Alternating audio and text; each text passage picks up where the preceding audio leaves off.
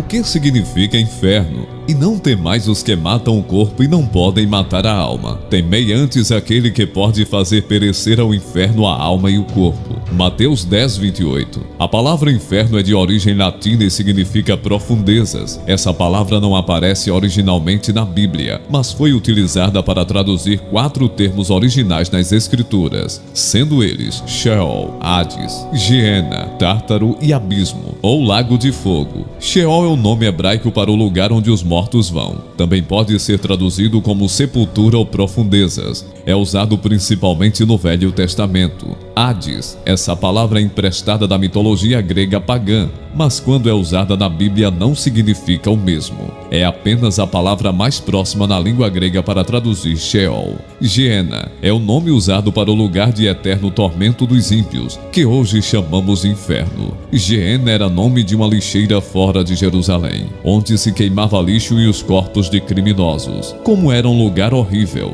Geena se tornou figurativo do destino dos ímpios na eternidade. Tártaro, outra palavra emprestada da mitologia grega, com o mesmo significado que Geena. Tártaro só aparece em 2 Pedro 2,4. Abismo e Lago de Fogo. Essas figuras e outras que aparecem na Bíblia servem para entendermos que o inferno é um lugar terrível de destruição, tormento e tristeza. Como é o inferno? Ao longo do tempo, esta pergunta tem sido respondida com muita imaginação e fantasia, mas pouquíssima verdade bíblica, principalmente nos últimos anos, com a divulgação de várias experiências e visões de pessoas que alegam ter visto ou estado lá. Praticamente foi desenhada a planta do inferno, com uma riqueza de detalhes impressionante. Porém, tais descrições não são inéditas, ao contrário, desde a literatura apocalíptica do século II d.C., já é possível encontrar relatos semelhantes acerca do inferno. O pensamento medieval acerca do inferno foi diretamente influenciado por esse tipo de texto,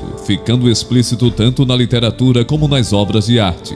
É importante sabermos disso para entendermos que as visões que são vendidas como best-sellers na atualidade nada mais são do que as velhas histórias recontadas com um pouco mais de ficção e pelo sensacionalista. Todo cristão verdadeiro deve ter a convicção de que a Bíblia é a única genuína revelação da Palavra de Deus. É nossa regra de fé e prática, infalível e inerrante.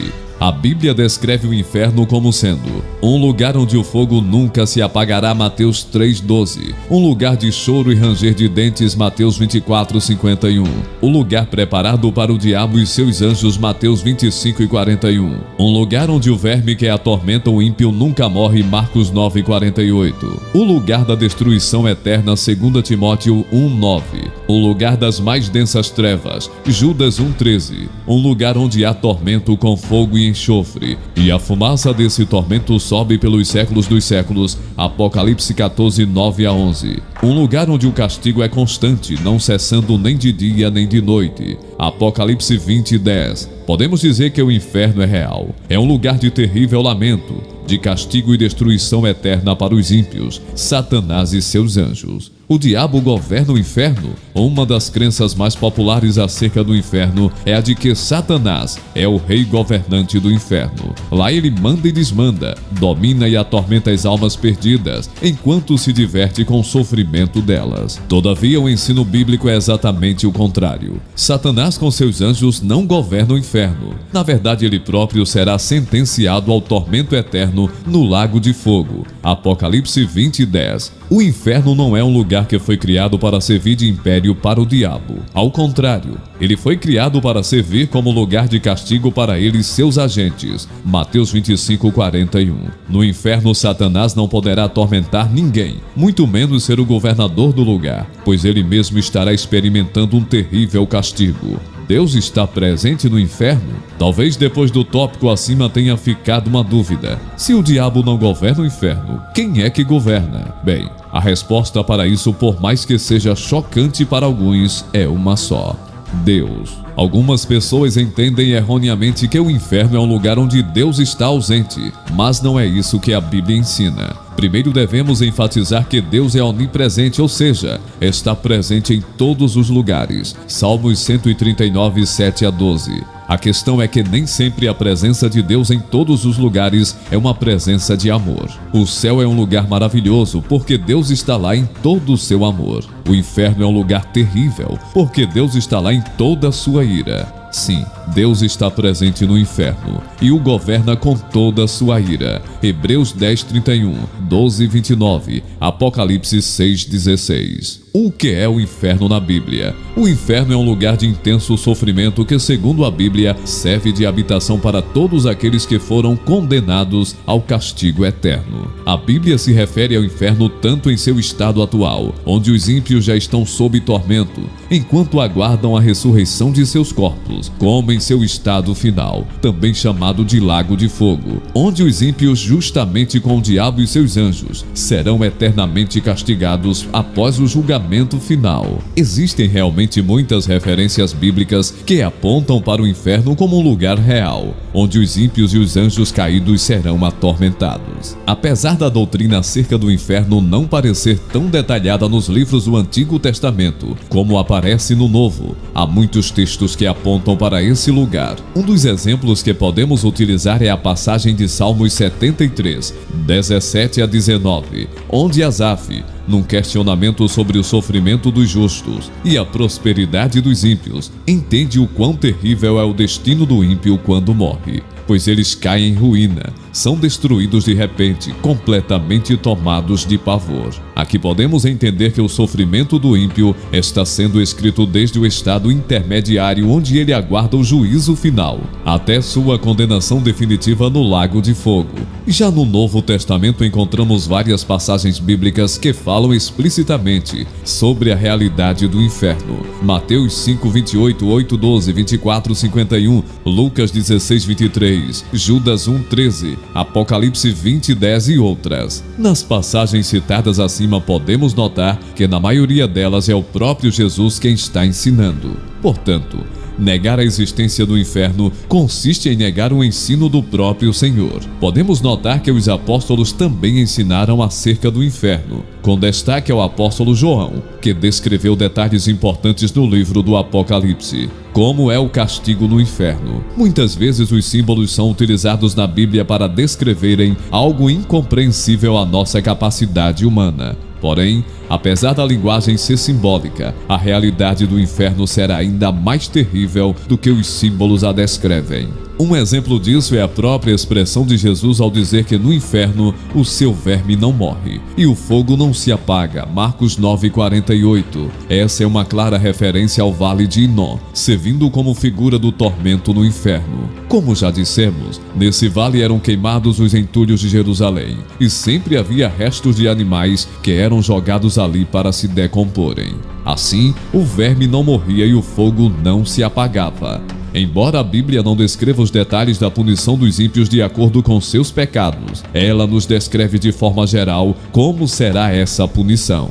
Bem resumidamente, podemos organizar da seguinte forma. Primeiro, o castigo no inferno é a exposição à ira de Deus. Certamente é a condenação mais terrível que pode existir. Imagine o quão aterrorizante é passar a eternidade experimentando a ira de Deus como um fogo consumidor. Hebreus 12:29. O apóstolo João nos informou que os ímpios tomarão do vinho da ira de Deus que se foi derramado sem mistura no cálice da sua ira, e será atormentado com fogo e enxofre diante dos santos anjos e diante do Cordeiro. Apocalipse 14:10. Segundo, o castigo no inferno resulta em terrível dor. Somente no Evangelho de Mateus, Jesus descreve pelo menos 6 vezes os ímpios chorando e rangendo os dentes, sob o castigo no inferno. Mateus 8:12, 25:30. Terceiro, o castigo no inferno é consciente. Nossos corpos atuais, geralmente quando submetidos a uma situação de terrível dor e trauma, acabam apagando ou desmaiando.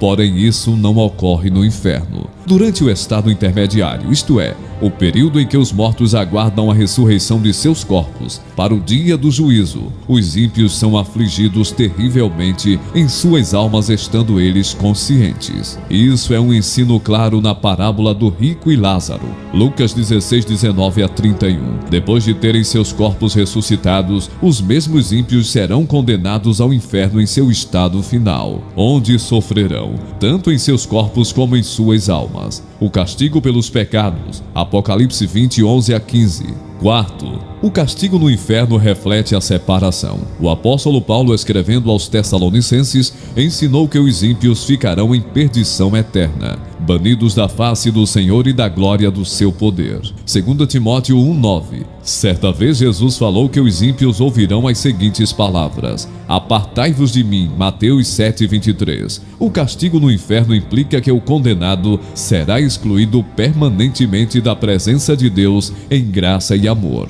Ou seja, não terão de forma alguma comunhão com ele. Eles não participarão do banquete com Abraão, Isaque e Jacó. Ficarão de fora das bodas de casamento. Baterão na porta, mas ela não será aberta. Se por um lado o castigo no inferno mostra essa terrível separação, por outro também mostra uma difícil união. No inferno o ímpio habitará para sempre com o diabo e seus anjos. Mateus 25:41. Todos recebem o mesmo castigo no inferno? A Bíblia nos diz que o castigo no inferno não é igual para todos, ou seja, há graus diferentes de sofrimento. Esses graus de sofrimento basicamente são determinados pela quantidade de conhecimento acerca da vontade de Deus que uma pessoa recebeu e as obras que praticou em vida. Jesus deixa esse ensino claro na conclusão de uma de suas parábolas ao dizer: e o servo que soube a vontade do seu senhor e não se aprontou, nem fez conforme a sua vontade, será castigado com muitos açoites. Mas o que a não soube e fez coisas dignas de açoites, com poucos açoites será castigado. E a qualquer que muito for dado, muito se lhe pedirá, e ao que muito se lhe confiou, muito mais lhe pedirá. Lucas 12, 47 e 48. Isso não significa que haverá absolvição à parte da obra de Cristo. Ao contrário, até mesmo os que nunca ouviram o Evangelho serão condenados. Não há inocentes diante de Deus. Romanos 5, 12 a 19. Na carta de Paulo aos Romanos, lemos que os ímpios, com a perversidade de suas obras, estão entesourando ira para si mesmos. E no dia da revelação do justo julgamento de Deus, ele retribuirá a cada um conforme o seu procedimento.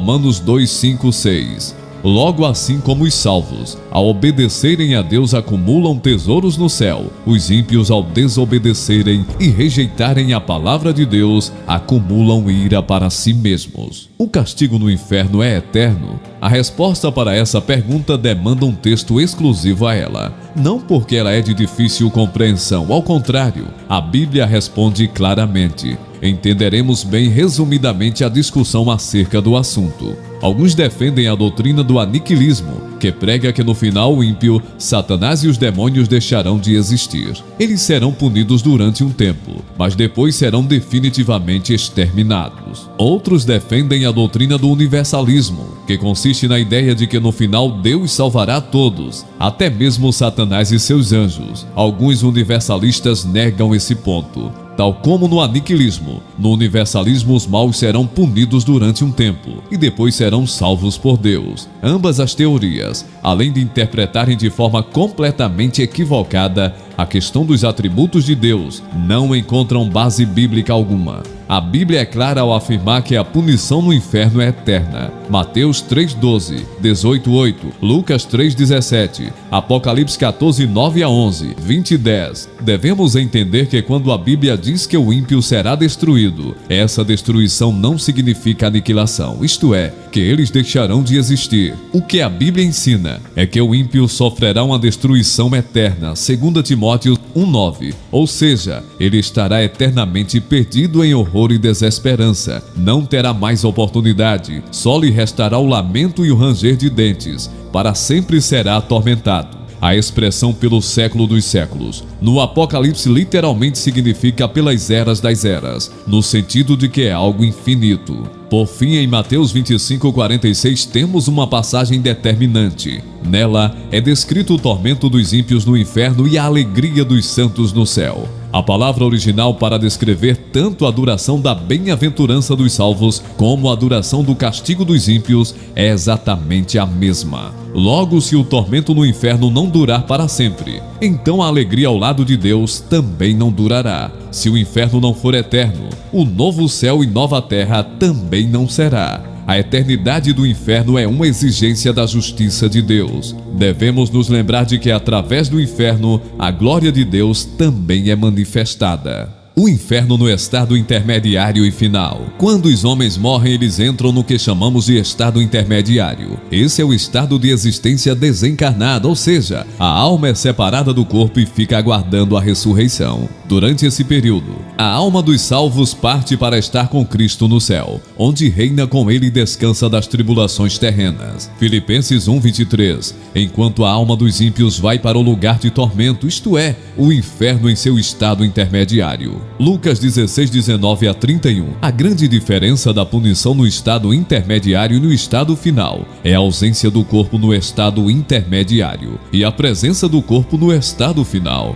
A Bíblia ensina que haverá o dia em que os justos e os ímpios ressuscitarão. No caso do ímpio, ao ser condenado no juízo final, ele será lançado no inferno em seu estado final, isto é, o lago de fogo, e será atormentado não só em sua alma, mas também no seu corpo ressuscitado. Apesar do ímpio já experimentar o tormento no estado intermediário, é após a ressurreição que ele receberá os graus de castigo por ocasião do julgamento final. A Bíblia é suficientemente clara ao dizer que depois da morte vem o juízo. Hebreus 9:27.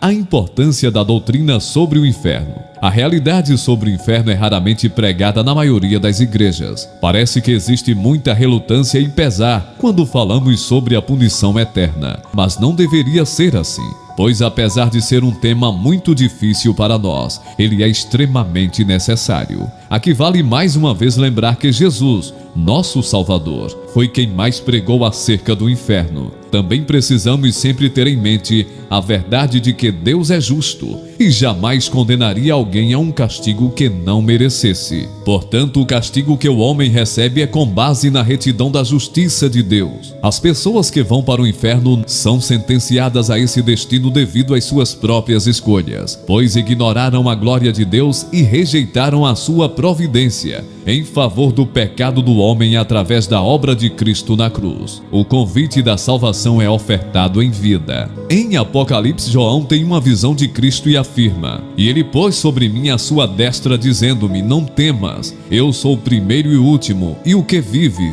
Fui morto, mas eis aqui estou vivo para todo sempre. Amém. E tenho as chaves da morte e do inferno." Apocalipse 1:17-18. Nossos pecados nos condenaram e nos sentenciaram, mas Jesus tem as chaves da morte e do inferno. Somente Ele pode nos libertar do jugo eterno de Satanás. Somente Ele tem o poder e a autoridade de nos libertar do controle do pecado. Os crentes não precisam temer a morte ou o inferno, porque Cristo tem a chave de ambos. Tudo o que precisamos fazer é nos afastar do pecado e nos aproximarmos dele com fé. Quando tentamos controlar nossa vida e negligenciamos o poder de Deus, estamos estabelecendo um roteiro que nos levará diretamente ao inferno. Mas quando colocamos nossa vida nas mãos de Cristo, Ele nos salva e podemos ter a certeza que mais tarde nos ressuscitará para um relacionamento eterno e pacífico com Ele.